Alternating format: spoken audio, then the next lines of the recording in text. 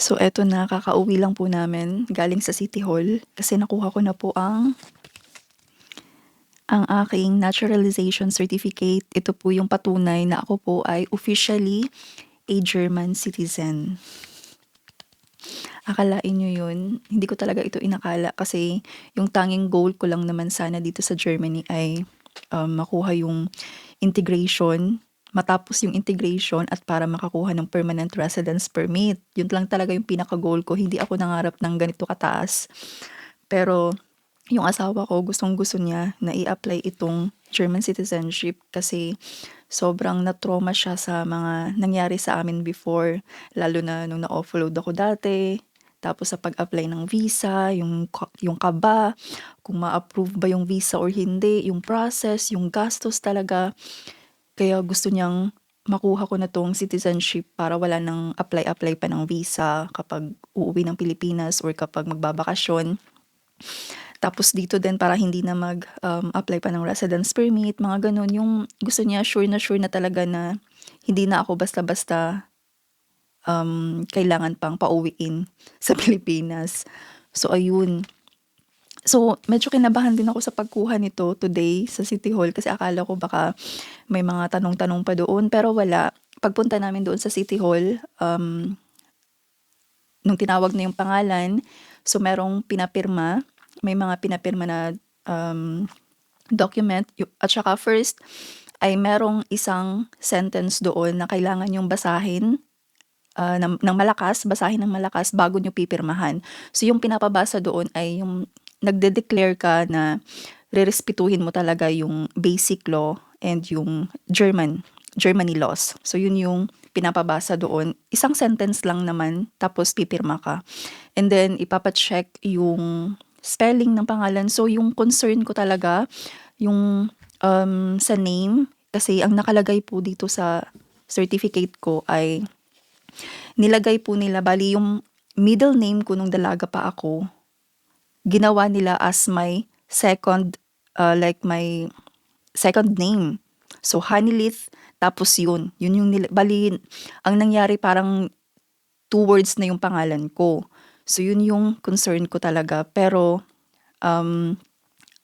dito kasi sa kanila, walang middle name. So, nung pinatranslate namin yung birth certificate ko, yung middle name, nagiging zweiter Name.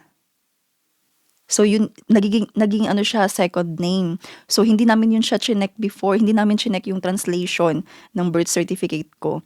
So yun yung pagkakatranslate na nila, kasi nga wala silang middle name dito. So ayun yung nailagay dito sa certificate ko. Pero walang problema kasi kapag kukuha ako kasi hindi pa naman ito siya directly na ito na yung ilalagay nila sa German passport ko at saka sa ID ko, kasi sa German ID.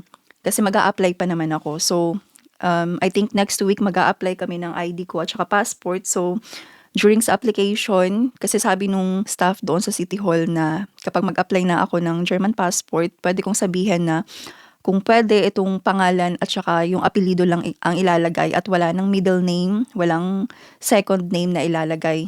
Pangalan at apelido lang. So, pwede daw po yun siya. So, walang problema. Kaya ayun, hinayaan na namin na ito yung nakalagay dito sa certificate ko kasi anyway, mag-a-apply pa naman ako ng German passport at ID at saka doon na namin ipapa-change sa ID. So overall, walang problema, as in super smooth yung application namin. Imagine, August 12 kami nag-submit ng application and then November 20 today, nakuha namin yung certificate. And actually, ang nakalagay dito na date, ito yung date ata na na-approve yung application. Nakalagay dito is September 4, 2025. 'Di ba, August, so walang 1 month yung pag-process nila actually. Medyo natagalan lang siguro yung pagbigay nito kasi medyo maraming applicants at saka kailangan ng appointment talaga. Ito yung pinaka-early na appointment na para sa pagbigay ng certificate. So ayun, kasi madalas, actually yung nakita namin sa website, sinabi nila doon na baka abutin ng 1 taon talaga yung process. Pero hindi. Ang matagal lang talaga is yung pinaka-first na kapag mag-a-ask kayo ng appointment para sa pag-submit ng application, yun sobrang tagal talaga nilang nag-reply. I think umabot talaga ng 1 year yun bago sila nag-reply. Ayun, yun yung nakakapagpatagal, yung pinaka-first na pagkuha ng appointment para sa pag-apply ng citizenship. So gagawa po ako ng video about sa checklist, about sa requirements na sinubmit namin at saka sa steps na ginawa po namin.